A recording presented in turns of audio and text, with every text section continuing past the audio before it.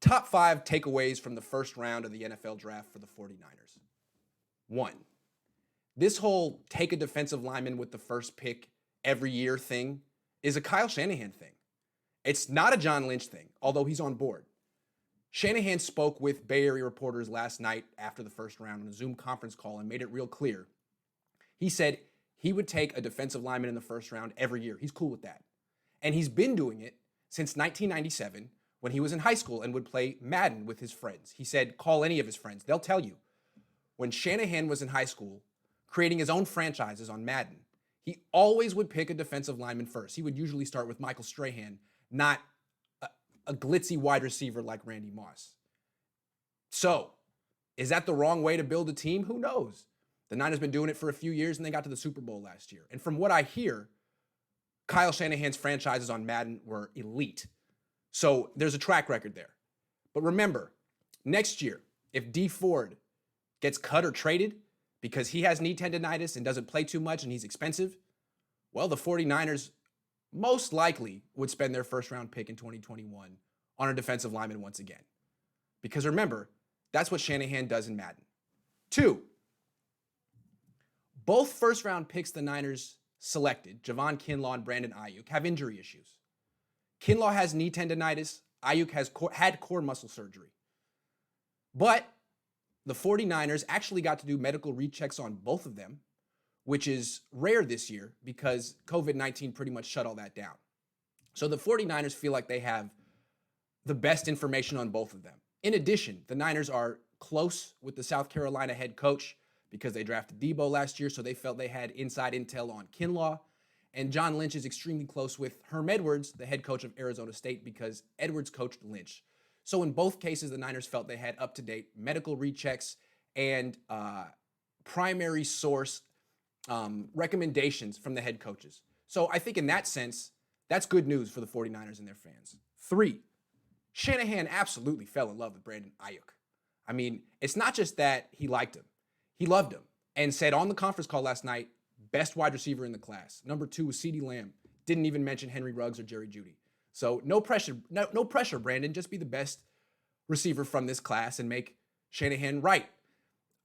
A few hours before the draft, I tweeted that the best thing to do when drafting wide receivers is don't fall in love and don't try to be the smartest guy in the room. Basically, don't trade up because it's so difficult to differentiate between the good ones and the great ones who come out of college every year. And quite frequently, the ones that get taken in the second round are just as good, if not better, than the ones that get taken in the first. Well, Shanahan fell in love, and he became the smartest guy in the room. I don't blame him. He's often the smartest guy in the room. He's extremely bright. He played wide receiver. How is he going to go along with the consensus of the rest of the league when he's a genius and he sees things for himself? So I understand why he did this. I wouldn't do it. I feel like it's the trap that smart people put themselves in. I mean, remember, Kyle Shanahan's a genius, but he also traded up for C.J. Beathard, Joe Williams, and Dante Pettis. Those are the offensive players he's traded up for. He's fallen in love with in the past. Iook is number 4. Will it work out better? I think Iook is much better than Dante Pettis, but they passed up some really good wide receivers to trade up for someone. Why did they trade up for Iook? 4. They felt someone would have taken him between picks 25 and 31 were the Niners. The Niners picked at 31. They traded up to 25. They felt someone was going to take him. Kyle Shanahan said their intel said there was no way Iook was going to make it to 31. Well, my takeaway is it possible their intel was off a little bit? Because the Niners traded up to 25 for Iook, and then no one else took a wide receiver in round 1. Now, some people are speculating that since the Niners traded up for 25 and the Dolphins immediately traded down from 26, that means the Dolphins wanted Iook and they backed off. Well, I don't think that's proof because, the Niners traded down from 13 right after the Raiders drafted Henry Ruggs III. Does that mean the Niners wanted Ruggs? No, it means they wanted to trade down and got an offer they liked. Maybe that's what the Dolphins did. They traded down and took a cornerback. The Packers traded up and took a quarterback. No one took a wide receiver. The fact is, we'll never know. Maybe the Niners' intel was right on, and the Dolphins were going to take him at 26. Or maybe the Niners' intel was wrong, and they traded up for a guy that would have been there at 31. We'll never know, but that's an issue that we'll have to re-examine throughout the years. Finally, whether or not they were, number 5, whether or not they were right to move up for Brandon Iook. Doing so was expensive. Cost them 3 picks, and they didn't have many picks. It cost them the 4th rounder that they acquired in the Kinlaw deal moving down. It cost them a 5th rounder, and it cost them their 1st round pick at 31. So maybe Iook wouldn't have been there at 31. Maybe they got their guy, but it came at a price. And the price is they don't have the draft capital to take a quality cornerback anymore. And I've always said that cornerback is the biggest need on this team, bigger than wide receiver. They sacrificed the ability to get that player. What they could have done was taken a corner at 31 or traded down to 40 and taken a corner and then taken a wide receiver in round 4 because it's the deepest class of wide receivers ever. You don't need to trade up this year to take one. But unless you absolutely know a guy's going to be a stud, and that's how Shanahan feels. So, could have got the corner. You're not going to get the corner. And why is corner the biggest need? Well, the Niners believe that their defensive line covers up everything.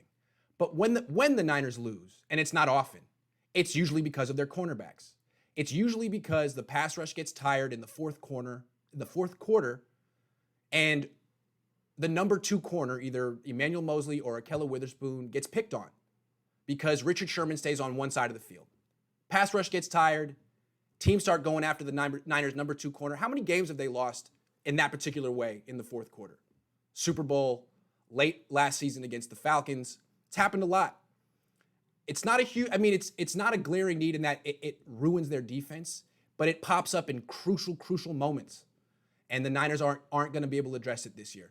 They're going to have to rely on Sherman, Mosley, and Witherspoon without Buckner on the field to make that pass rush supercharged.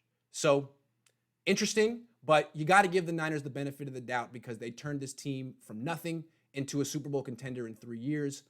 They clearly know what they're doing. I just have, and I like the players they picked. Javon Kinlaw and Brandon Iook, I like them. Iook's much better than Pettis. Kinlaw is solid if healthy. The question is the trades. The Niners traded Buckner basically straight up for Kinlaw. Are they going to win that trade? Is Kinlaw going to be better than Buckner? And the Niners traded 3 picks for Iook. Would they have been better served hanging back at 31 and taking a corner and then taking a wide receiver later? Well, we don't know. We'll find out in a few years.